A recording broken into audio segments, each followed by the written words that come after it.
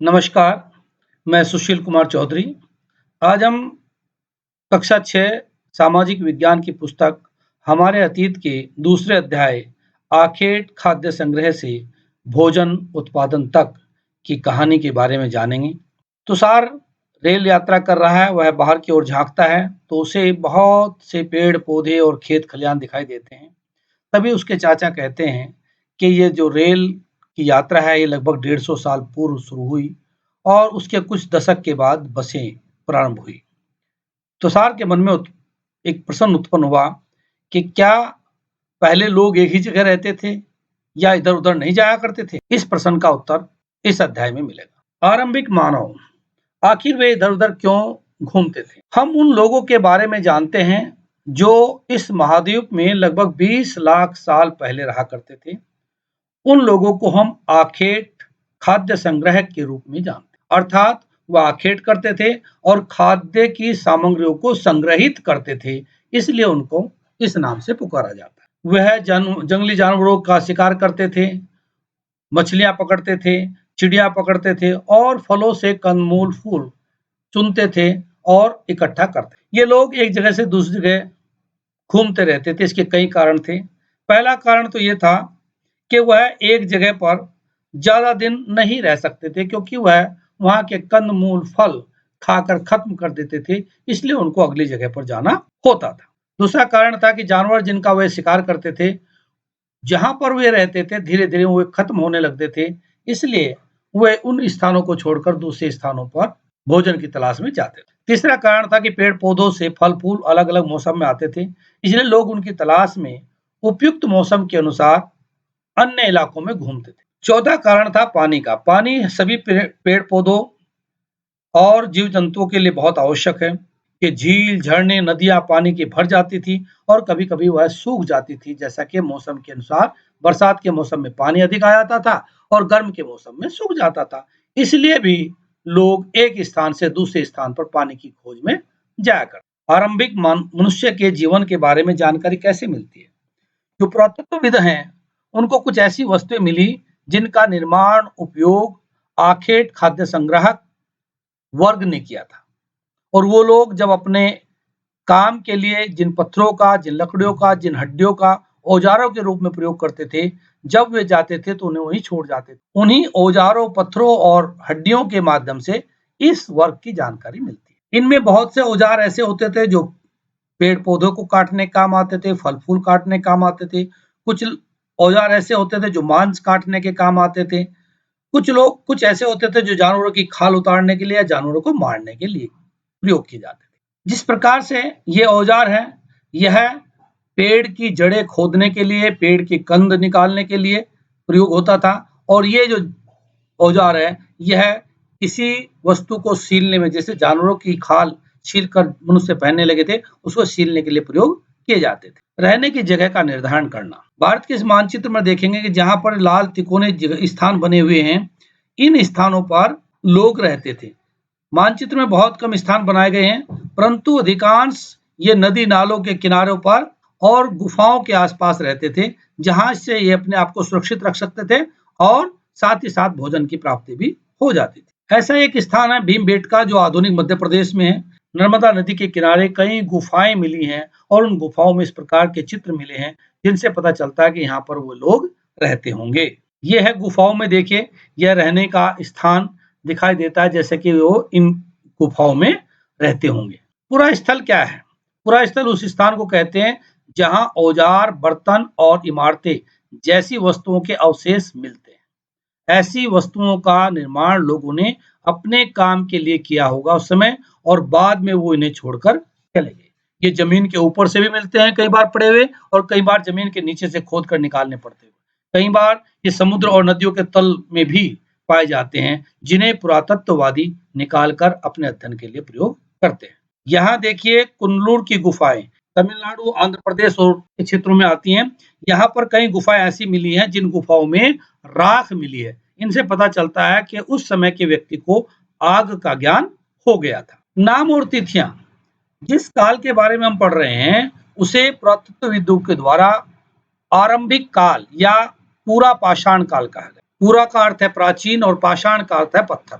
अर्थात प्राचीन जानकारियां जो पत्थरों से मिलती हैं, उस काल को पाषाण काल कहते हैं। पूरा पाषाण काल को आज से 20 लाख साल पूर्व से और 12 लाख साल पूर्व के समय को हम मानते हैं। इसको हम 3 भागों में बांटते हैं: आरंभिक पाषाण काल, मध्य पाषाण काल और उत्तर पाषाण काल। मध्य पाषाण काल, जिसे मेसोलिथ यानी मध्य पाषाण काल भी कहते हैं, इसका निर्माण 12,000 साल पहले से लेकर और 10,000 साल पहले तक माना जाता है। यहाँ पर औजार मुख्यतः छोटे होते थे और इनमें हड्डियों लकड़ियों के मुट्ठी अर्थात पकड़ने का इंतजाम किया जाता था। जो 10,000 साल के बाद का समय है, उसे कहते हैं नवपाषाण काल। इसका अर्थ ये हुआ कि उस समय लोग पुराने हथियारों के साथ साथ नए हथियारों का प्रयोग भी करना सीखने लगे थे, इसलिए इसको नवपाषाण काल कहते हैं।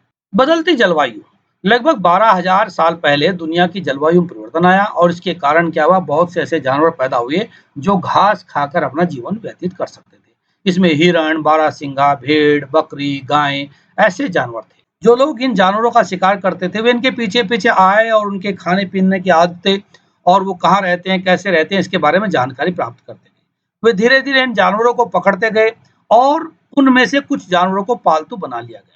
खेती और पशुपालन की शुरुआत, इसी दौरान में भिन्न भिन्न इलाकों में गेहूं, जौ, धान जैसे अनाजों का उगाया जाना प्रारंभ हो गया। शायद महिलाओं, पुरुषों और बच्चों ने इन अनाजों को भोजन के लिए बटोरना शुरू कर दिया और साथ ही वे सीखने लगे कि यह अनाज कैसे उगता है, कब उगता है, कब पकता है, इसके बारे में उनको जानकारी हो गई और इस कार्य को करते करते वो धीरे धीरे किसान बन गए। इसी प्रकार से घरों के आसपास जो जानवर पालतू बनाए गए या जो दूसरे जानवरों से अपनी जान बचाकर मनुष्य के आसपास आते गए, उन्हें मनुष्य ने अपना पालतू बना लिया और उन्हीं पशुओं के द्वारा मनुष्य ने दूध, मांस या दूसरी वस्तुएं प्राप्त करना शुरू कर दी और इस प्रकार से ये जंगली जानवर मनुष्य के पालतू पशु बन गए और मनुष्य पशुपालक बन गया। बसने की प्रक्रिया, लोगों द्वारा पौधे उगाने और जानवरों की देखभाल करने की को बसने की प्रक्रिया का नाम दिया। अपनाए गए पौधे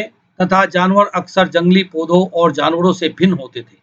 इसकी वजह यह है कि बसने की प्रक्रिया की दिशा में अपनाए गए पौधों और जानवरों का लोग चयन करते थे।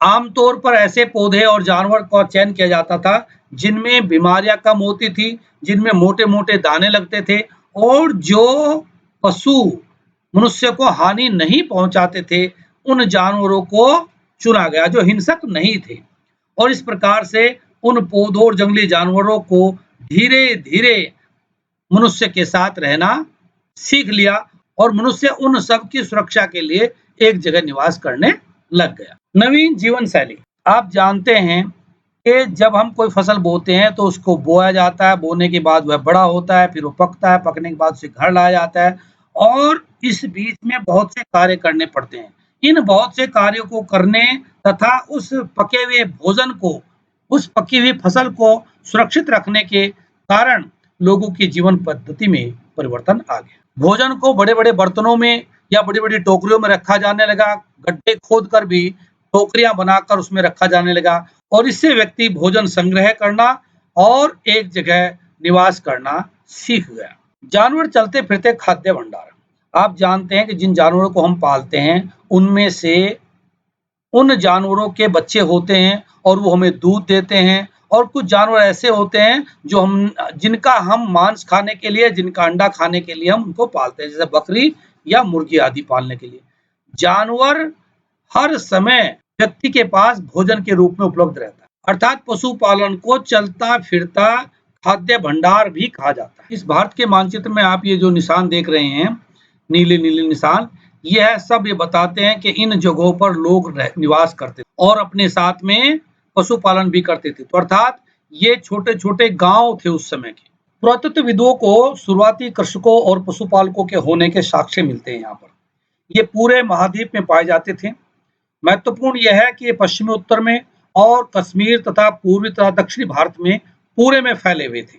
वास्तव में इन जगहों पर कृषकों और पशुपालकों की बस्तियां होती थी, क्योंकि अभी वैज्ञानिकों को खुदाई से मालूम हुआ है कि वहाँ पर कई पौधों के और कई फसलों के दाने भी जले हुए रूप में वहाँ पर मिले हैं, जो कि यह बताते हैं कि यहाँ पर किस प्रकार की फसलें पैदा होती थी। स्थायी जीवन की ओर पुरातत्ववादियों को कुछ ऐसी झोपड़ियां, ऐसे घर मिले हैं जिनके बाहर और अंदर भी जले हुए राख के ढेर मिले हैं, जिससे पता चलता था कि लोग घरों के अंदर भी और घरों के बाहर भी खाना बनाने का या रोशनी करने के लिए आग का प्रयोग करते हैं। कश्मीर में तो लोग बाग के नीचे मकान बनाकर और ठंड से बचने का प्रयास किया करते थे।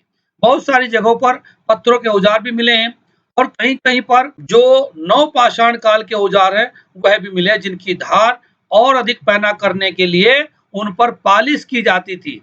क्या की जाती थी? पालिश। ये देखिए, ये जो पत्थर हैं, इन पर पालिश की गई है, जिससे ये टूटे ना और इनकी धार सालों साल बनी रहे। इसके साथ ही नवपाषाण काल में ही कुछ मिट्टी के बर्तन मिले हैं इस प्रकार से, जो अच्छी तरह से पके हुए हैं और जिन पर कलाकृति अर्थात अलंकरण भी किया गया है, फूल पत्तियां भी बनाई गई हैं। इनमें भोजन रखने का कार्य या खाद्यान्न वस्तुएं जैसे गेहूं, चावल, दाल आदि रखने के लिए भी इनका प्रयोग किया जाता था। यहाँ तक देखने को मिला है कि उस समय के लोग कपड़ा पहनने लगे थे, इसलिए कपास के बीज भी वहां पर मिले हैं। क्या ये परिवर्तन हर जगह एक साथ ही आ गए होंगे? ऐसी बात नहीं है। एक तरफ जहां कई जगहों पर स्त्री पुरुष शिकार और भोजन संग्रह करने का काम कर रहे थे, वहीं दूसरी ओर हजारों सालों के दरमियान धीरे-धीरे लोग खेती करना और पशुपालन करना सीख गए थे। इस प्रकार से हर जगह का जीवन अलग-अलग तरह से परिवर्तन हो रहा था। यह स्थान है मेहरगढ़, जो पाकिस्तान के पश्चिम में, यहाँ पर एक दर्रा है, जिस दर्रे से भारत के लोग ईरान से व्यापार करते थे या ईरान में आते जाते थे। मेहरगढ़ संभवतः वह स्थान है जहाँ पर स्त्री पुरुषों ने इस इलाके में सबसे पहले जौ, गेहूं उगाना और भेड़ बकरी पालना शुरू किया। विभिन्न प्रकार के जानवरों की हड्डियां मिलती है वहां पर, जिससे पता चलता है कि वहां कौन कौन से जानवर पाले। मेहरगढ़ में इसके अतिरिक्त चकोर घरों के अवशेष भी मिले हैं और इनसे पता चलता है कि प्रत्येक घर में 4 कमरे होते थे। यहाँ तक देखा गया है कि मृत्यु के बाद लोगों की आस्था यह थी कि उसे जीवन दोबारा मिलेगा। मेहरगढ़ की एक कब्र में एक मृतक के साथ एक बकरी को दफना गया था। संभवतः इसे परलोक में मृत्यु के खाने के लिए रखा गया होगा। यह है विश्व का मानचित्र। फ्रांस ये यूरोप का एक बड़ा सा देश है। फ्रांस जो भूमध्य सागर और इधर अटलांटिक महासागर तक फैला हुआ है। यहाँ पर भी एक गुफा मिली है, लगभग 100 साल पहले 4 स्कूली बच्चों ने खोजी थी। जिस गुफा में पता चला है कि वो है गुफा लगभग 20,000 साल पहले से लेकर 10,000 साल पहले के बीच की हो। इसमें कई जानवरों के चित्र बने हुए हैं, गाय, भैंस, गैंडा, रेंडियर, बारहसिंगा, सुअर आदि के चित्र बने हुए हैं और उनको गहरे रंगों से सजाया हुआ है। ऐसा लगता है किसी त्योहार के मौके पर या जब कभी ये शिकारी शिकार खेलने के लिए जाते होंगे, उस समय के लिए यह चित्र को सजाया गया है। उसी प्रकार से विश्व के मानचित्र में यह भूमध्य सागर के ऊपर तुर्की, यूरोप और एशिया को जोड़ने वाला एक देश है। नवपाषाण युग के प्रसिद्ध स्थलों में से एक है चताल युग, तुर्की में है। यहाँ दूर दराज से स्थानों से कई चीजें लाई जाती, जैसे सीरिया से लाया गया चकमक पत्थर, लाल सागर की कोड़ियां तथा भूमध्य सागर की सीपियां। ध्यान रहे कि इस समय तक पहिए वाले वाहन नहीं चलते थे, बल्कि लोग अपने आप अपनी पीठ पर लाद कर या जानवरों की पीठ पर लाद कर इस सामान को इधर से उधर लाते थे। इस अध्याय के कुछ उपयोगी शब्द जैसे आखेट, खाद्य संग्राहक, हमने आपको बताया, पूरा स्थल के बारे में बताया, उद्योग स्थल के बारे में बताया, आवास स्थल के बारे में बताया, पूरा पाषाण काल किसे कहते हैं, मध्य पाषाण काल किसे कहते हैं, लघु पाषाण काल किसे कहते हैं और लोग कृषक कैसे बने, कैसे पशुपालक बने, नवपाषाण युग का प्रारंभ कब हुआ, कब्र किसे कहते हैं और कब्रों में किस प्रकार से पशुओं को भी उनके साथ दफनाया जाता था। इस प्रकार से यह अध्याय समाप्त हुआ। आशा करता हूँ आपकी समझ में आया होगा। धन्यवाद।